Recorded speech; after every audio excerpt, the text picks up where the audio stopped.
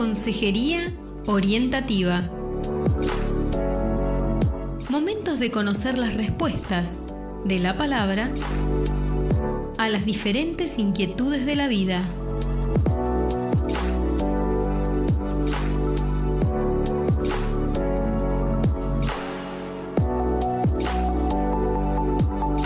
Llegamos a la estación de Consejería Orientativa. Vamos con las primeras preguntas de los oyentes. ¿Debo dejar mi iglesia si esta tiene error doctrinal, como la prosperidad, psicología, o debo quedarme y perseverar? Lo pregunto en referencia al siguiente versículo, Apocalipsis 2:24, pero a vosotros y a los demás que están en la tierra, y a cuantos no tienen esa doctrina y no han conocido lo que ellos llaman las profundidades de Satanás, os digo, no os impondré otra carga. No, hay que entender el contexto. Una cuestión es, el contexto del Apocalipsis es un contexto totalmente diferente al de hoy. Hoy tenés muchas congregaciones, tenés muchos hombres de Dios que buscan verdaderamente a Dios, y quedarte en uno de esos lugares te hace cómplice porque no es un error doctrinal. Un error doctrinal sería algo mínimo. El pacto no es un pequeño error doctrinal, es hacer mercadería de vosotros, como dice la Escritura, es algo totalmente condenable en el Nuevo Testamento.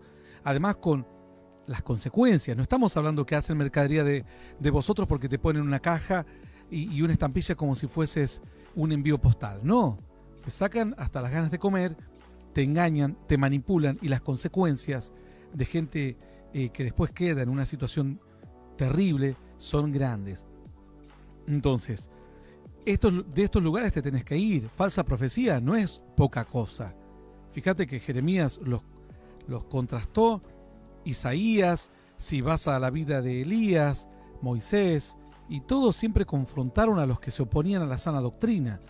Una cosa es un error doctrinal, que las mujeres se sienten a la derecha, otros a la izquierda. Bueno, esto a lo sumo una costumbre que quizás no es buena, no es bíblica, pero no produce un gran daño. Eso podría ser un error. Pero otra cosa, lo que estamos hablando aquí de los falsos profetas son cosas terribles. Hacer kundalini, sugestionar a la gente, tirarle el saco, escupirle, pegarle una patada, empujarla, cachetada, darle una falsa profecía. Hay gente que se casó por falsa profecía. ¿Te parece poco? Una gente que se casa, hemos escuchado aquí un falso profeta diciendo, yo una vez que, si me vuelvo a encontrar al profeta que me dijo que me case con mi esposa, lo agarro a patadas. Y a su vez él se había transformado en otro falso profeta más. Es decir, son errores terribles de los cuales tenés que huir de esos lugares. Si vos elegís, te quedás con Jesús o te quedás con Barrabás, de todas maneras es una elección propia. Otra pregunta, quería preguntar si los encuentros que hace la Iglesia Rey de Reyes en Pablo Nogués está bien. Desconozco qué tipos de encuentros son, no sé si son los encuentros tipo el G12, pero la Iglesia Rey de Reyes tiene fundamentos falsos, fundamentos de falsas manifestaciones. Ese es el grave problema de la Iglesia Rey de Reyes. Y además que es cómplice. Freyson es una persona que quiso ser famosa, buscando, él mismo lo cuenta en sus entrevistas. Fue un año entero, cuando tenía 15 miembros, a orar con Anacondia.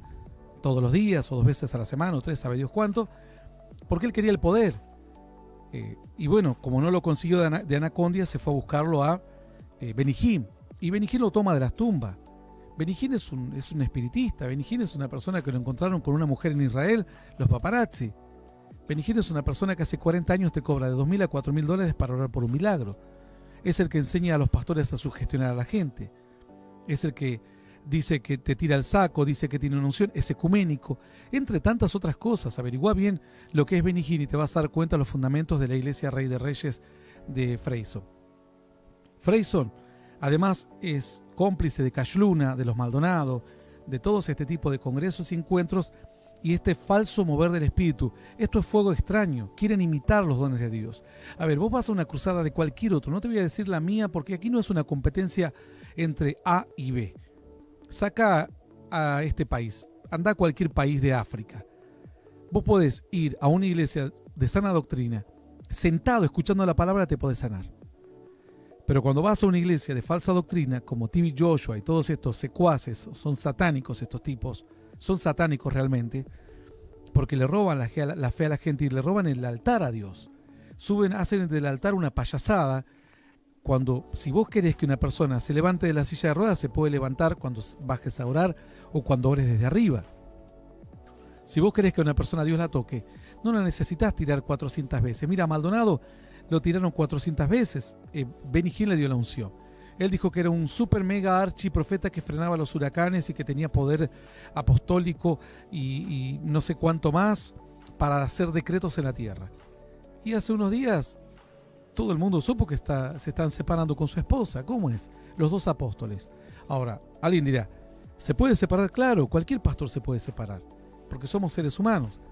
Pero el problema es que ellos te mienten diciendo que son algo sobrenatural, cuando son igual y son peores que otros.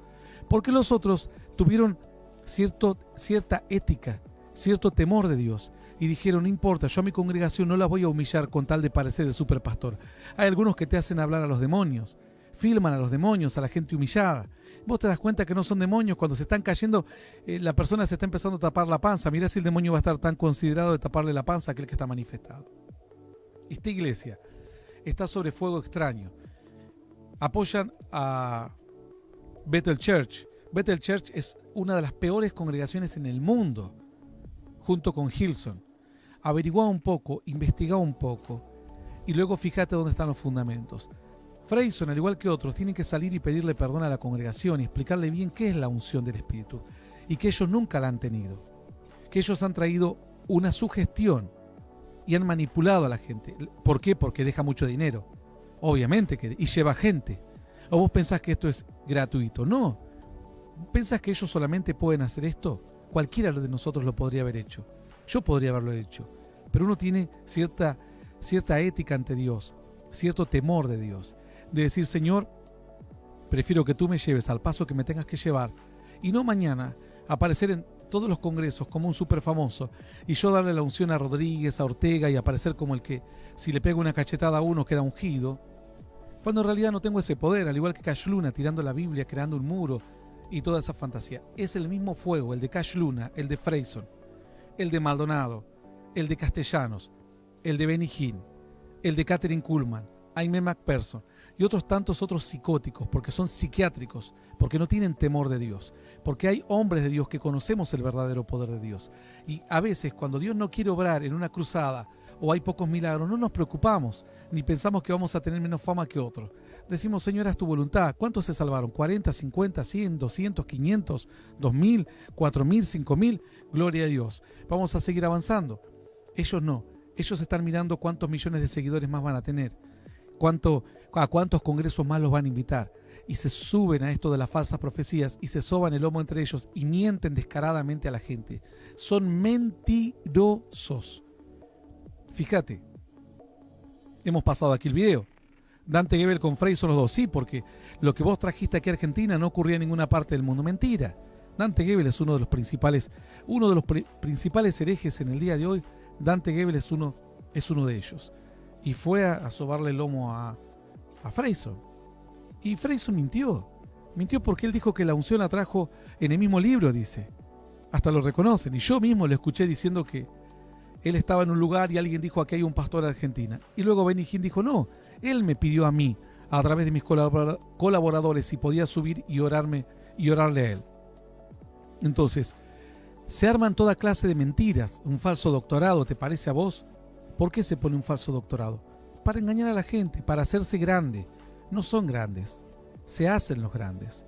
No tienen fundamentos bíblicos. Fíjate cuántos han salido a ponerle a la gente argumentos bíblicos.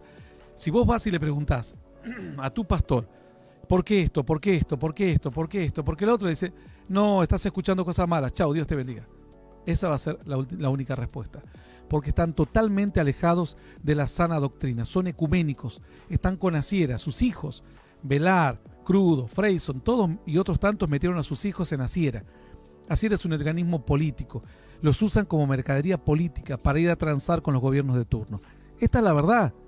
¿Por qué no sale ninguno a desmentirme? Proietti, otro que usa títulos falsos. Raida, Vocal, otro que usa títulos falsos. Entre tantos más, por supuesto. Otra pregunta. Mi consulta es por qué hay Biblias que tienen más libros que otras. Lo que sucede es que hay Biblias que han incluido libros deuterocanónicos, es decir, apócrifos, que no se consideraron con autoridad canónica o autoridad espiritual. los libros es un poquito largo, voy a tratar de resumírtelo y seguramente al ser un resumen y una respuesta rápida puede parecerle incompleto a alguien que ya conoce mucho de Dios. Pero los libros se fueron compilando con los años. El pueblo judío fue haciendo su recopilación de libros y dijo, este sí, este no, este nos puede guiar a Dios, este no, este lo habrá escrito él porque estaba aburrido, aunque menciona muchas veces a Dios, pero hay cosas que no concuerdan con el Pentateuco o con la Torá. Entonces, el pueblo judío fue haciendo sus propios libros inspirados y dejando de lado otros tantos. Eso, entonces, el pueblo judío tiene la Torá y el Tanaj, que es la ley y el resto del Antiguo Testamento. Y el pueblo cristiano empezó a enviarse cartas para que otros aprendan. ¿Quién es Cristo? Bueno, andá Juan y decirle quién es Cristo aquí a la aldea vecina. Y iba. Eso lo tenían que hacer con el otra ciudad, el otro pueblo, el otro barrio, etcétera. 1 año, 2, 5, 10. En un momento dijeron, ¿por qué no escribimos todo lo que estás diciendo y se lo vamos mandando? Y así se fueron empezando a recorrer varios manuscritos en diferentes congregaciones. Con el tiempo empezaron a circular falsos profetas también, ¿no? Evangelio de Pepe, por decirlo de alguna manera. Entonces empezó a circular y con el tiempo la iglesia dijo, este libro me inspira más a Dios, este otro no lo leo porque hay cosas que están aquí que no concuerdan con la historia de Dios de la Biblia del Antiguo Testamento, y fueron dejando de lado. Con los años, algunos libros fueron más leídos y estos adquirieron autoridad espiritual. Hablo del Nuevo Testamento, del Antiguo ya te conté. Entonces fueron los papiros que empezaron a circular y manuscritos que circulaban comúnmente en la iglesia primitiva, en los primeros 10, 20, 50, 100 años. Hasta que finalmente un día se decidió decir cuáles libros eran, como hicieron los judíos, cuáles libros eran los que se iban a leer en las nuevas iglesias en los futuros años, y marcando todos aquellos que no concordaban o que ellos creían que no estaban inspirados. Y así quedó el canon, es decir, la parte del Antiguo Testamento hecho por el pueblo judío y la parte del Nuevo Testamento por los primeros cristianos, que fue la costumbre, la guía de Dios, y quedó la Biblia que hay hoy en día. Otros libros la Iglesia Católica decidió incluirlos, como Judith y todos estos, Macabeos, etcétera, aunque dijeron no son canónicos, en algunos casos dicen no son canónicos, pero sí están inspirados o sí pueden ser útil para algo, y los metieron. Luego la gente no sabe, agarra la Biblia donde aparecen esos libros y piensa que tienen la misma autoridad que la ley de Moisés, y en lo más mínimo, no tiene ni punto de comparación. Otra pregunta, mi mamá y su marido son macumberos y espiritistas y se dicen pastores y profetas. ¿Por qué Dios no hace nada? Bueno, la Biblia dice que hay pecados que al hombre le son manifiestos ahora, pero hay pecados que al hombre le son manifiestos en el día postrero. Por lo cual, seguramente si tus padres no se arrepienten, es porque van a ser condenados. Si vos crees en Dios, orá, confía en Dios, y Dios seguramente pronto los va a sacar de ello. Hay veces que se puede atravesar un proceso. La persona, aquí hemos escuchado muchos macumberos convertirse a Cristo a través de predicaciones nuestras, y lo aclaro, no en una cuestión de vanidad, sino para que aquel que piensa que dice, no, pero ustedes no tienen el Espíritu, porque no saben qué argumento inventar. Solo incluso las predicaciones han salvado a miles de personas, cientos de miles. Miles que han dejado las drogas, han dejado la brujería, solo al escuchar predicaciones. Así que imagínate si no está el Espíritu. Por eso la aclaración. Entonces, hay pecados que al hombre se le hacen patentes en el momento, hay otros que se harán patentes en el día del juicio. Pero si vos sos una persona cristiana, tenés que tener paz y tranquilidad en tu corazón, que Dios les va a hablar y van a ser convertidos por Dios. Dios va a respaldar su palabra y Dios va a cumplir su promesa. Otra pregunta, estaba por cobrar una herencia y cuando pensé en donar algunas cosas al ministerio, se me trabó todo para cobrar. ¿Por qué? Bueno, la verdad que desconozco. Esta es son preguntas que pueden ser mil cosas. No podría darte una respuesta certera. Puede ser Satanás que puso trabas. Realmente puede ser parte de algo normal en un país, no sé de qué país. Si es como Argentina, bueno, olvídate. Aquí los juicios pueden durar 30 años. Pero tenés que tener paz en tu corazón, fijarte bien en tu caminar en Dios, y Dios va a hacer la obra. Tampoco a veces nosotros estamos acostumbrados a una generación instantánea, ¿no? La leche instantánea, la sopa instantánea, los milagros instantáneos, pastor, hágame algo para que mañana me levante como un verdadero cristiano. Pégueme una patada, una cachetada, lo que usted quiera. Porque ven esto, que a la gente le tiran el piso, la levanta, la tiran, la levanta, como si fuese que en cada levantada y tirada la persona va a ser más espiritual y más santa. Esto es una pavada, una tontera. Realmente es algo ingenuo. La comunión con Dios es lo que te va llevando cada día a un crecimiento y una madurez. Es como decirle a un árbol que crezca de hoy a mañana. El árbol se va a reír, va a decir, no, creo que vos tenés un problema en tu mente. Yo respeto mis tiempos, el que no está respetando su esencia sos vos. Entonces, hay que tener tranquilidad en el corazón y poner las cosas en las manos de Dios y no tampoco buscar tantos misterios. A veces suceden cosas porque estamos en la calle, salimos a la calle, hace calor, nos morimos de calor y no vamos a decir, no, Señor, ¿por qué permitiste que haga calor hoy? O que haya calor hoy. Entonces, o tenemos un accidente. Bueno, a veces tenemos accidentes por cuestiones normales, que te ocurre una vez cada 10, 20 años. Ahora, si tenés un accidente 3, 4 veces al mes, bueno, ya tenés que pensar en ver si sacás un carnet de conductor en un lugar donde realmente te enseñan. O bien, ahí sí puede haber otro problema. Pero si no, son cosas normales de la vida. En este caso, desconozco si es una cuestión normal del proceso o si el diablo puede estar interfiriendo allí. Otra pregunta me puede explicar Lucas 16:8. ¿Por qué los hijos de este siglo son más sagaces en el trato con sus semejantes que los hijos de luz? Esto ya lo respondimos en una parábola. Es bastante compleja. Lo analizamos aproximadamente hace 6 o 7 programas atrás. Así que hay que poner un poquitito de esfuerzo, no una respuesta instantánea. Preguntá en el vivo, te van a saber orientar porque hay amigos que están pendientes de todas las parábolas y enseñanzas. Y ahí vas y lo escuchás, es una explicación bastante extensa. La parábola es muy complicada y muy compleja. No compleja de entender, compleja por el contexto que propone. Otra pregunta, ¿está bien los grupos de danzas en las iglesias? Esto ya lo han preguntado muchas veces, es repetitivo el tema. La Biblia no habla de que tenga que haber un grupo de danzas, la iglesia primitiva no tenía ningún tipo de grupo de danza. Lo que pasa es que muchas veces en las iglesias ponen grupo de danza para que los chicos tengan ganas de ir, para que los papás tengan que llevar a los chicos, para hacerlos entretener un ratito y para darle algún toque de algo al culto. Yo en mi iglesia no sé si pondría un grupo de danza. De hecho nunca lo tuve. Pero aún entendiendo creo que le daría otro enfoque. Si los chicos quisiesen danzar o algo, le trataría de darle otro enfoque en otra reunión, una vigilia o bien un evento más de esparcimiento, porque a veces se torna, puede dar lugar para cuestiones que no tienen sentido. Yo creo que la iglesia tiene que entender que vos vas a la iglesia a buscar de Dios, escuchar palabras que oren por tu vida, que ocurran milagros, adoración, alabanza, entrar en la presencia de Dios y ya está. Y si hay algún testimonio verdadero, compartirlo.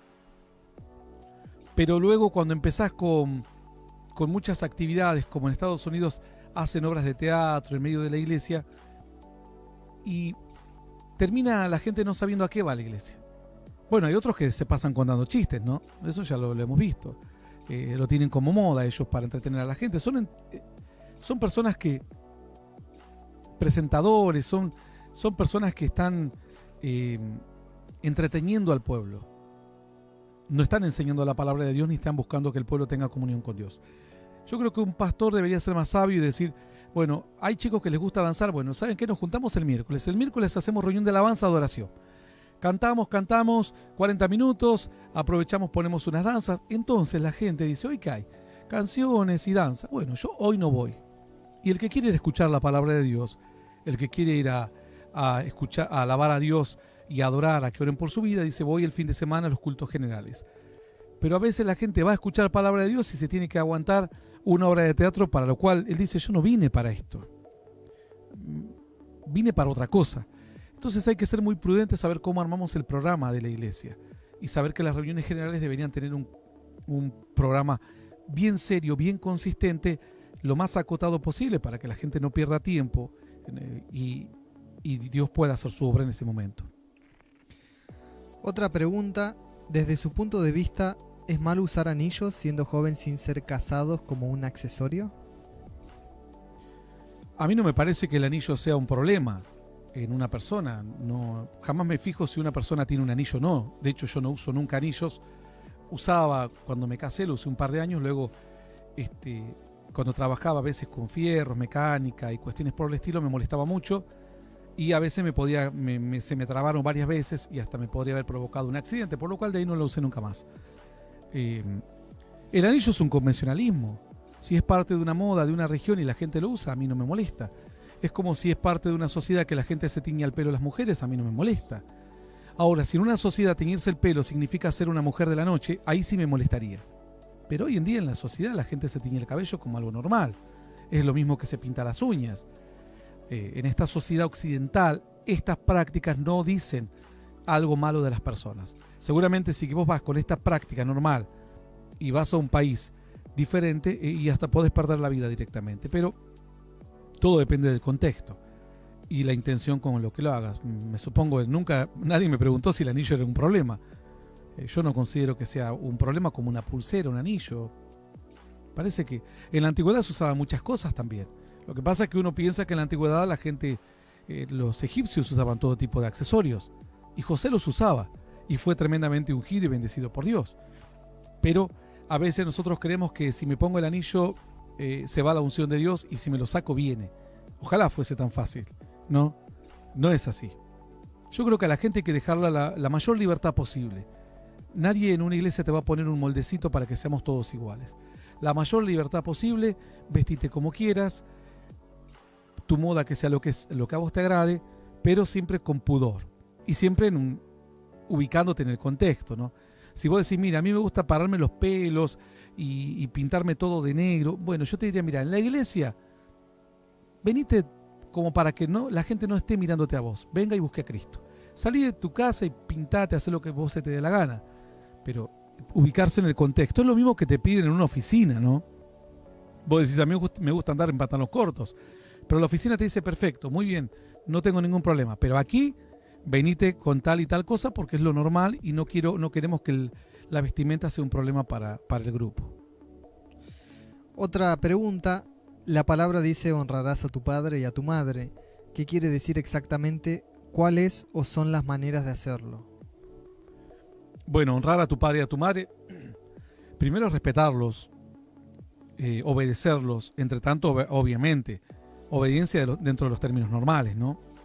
Si vos sos una persona... En esto hay que tener mucho cuidado porque primero tenés que ver qué padres y qué hijos. Hay padres que son padres cristianos, padres coherentes, padres con sabiduría, y hay otros padres que no, que piensan que porque son padres a los hijos le pueden decir, ¿sabes qué? Tírate de cabeza del techo. Y no es así. Entonces, hay padres y padres. Si hablamos de padres normales, coherentes, la Biblia también dice, padres, no exasperéis a vuestros hijos, es decir, también no los provoques, no abuses del poder o de la autoridad que tenés. Por lo cual, honrar a tu padre es obedecer, sujetarte a él como cabeza o a ellos como cabezas de la familia, honrarlos cuando sean ancianos, porque la Biblia dice, cuando tu madre envejezca no la menosprecies. Entonces, esto significa honrar, no respetarlos, tratar de atenderlos.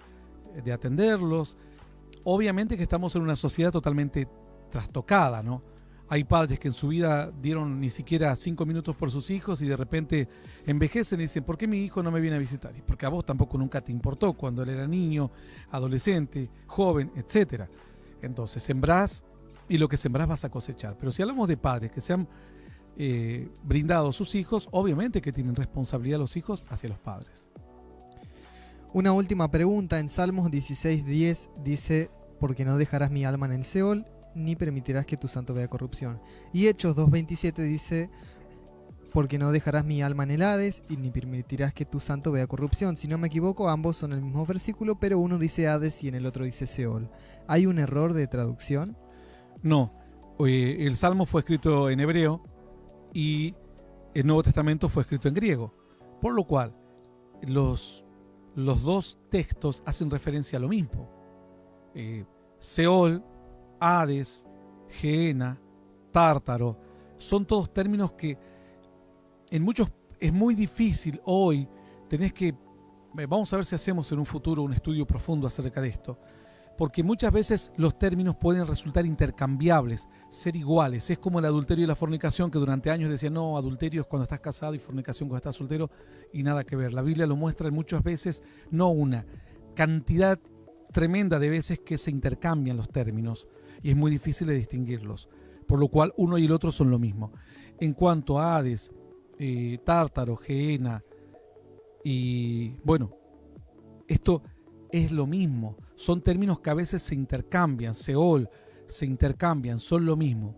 Luego vamos a aclarar, porque algunos, incluso después cuando la Biblia habla del infierno propiamente dicho, o el futuro infierno, el lago de azufre y fuego, que es un infierno, otro castigo, vamos a ver las características de uno y otro, pero en la Biblia los vas a encontrar con diferente terminología. Tenés que tener mucho cuidado, porque a veces, aunque el término sea lo mismo, no refiere a lo mismo. El contexto te dice que no es lo mismo. También hay que entender el conocimiento que ellos tenían en la antigüedad de el lugar de tormento, o el Seol, o el Tártaro y demás. Hasta qué punto era lo que ellos creían y cuál era la realidad. En la época de Jesús había gente que creía que solamente dormíamos y se acabó todo. Los saduceos. Y los fariseos creían que las personas resucitaban. Entonces, en este caso particular es porque están escritos en dos idiomas distintos, pero hacen referencia a lo mismo. De hecho, al mismo versículo. Hasta aquí con la estación de Consejería Orientativa.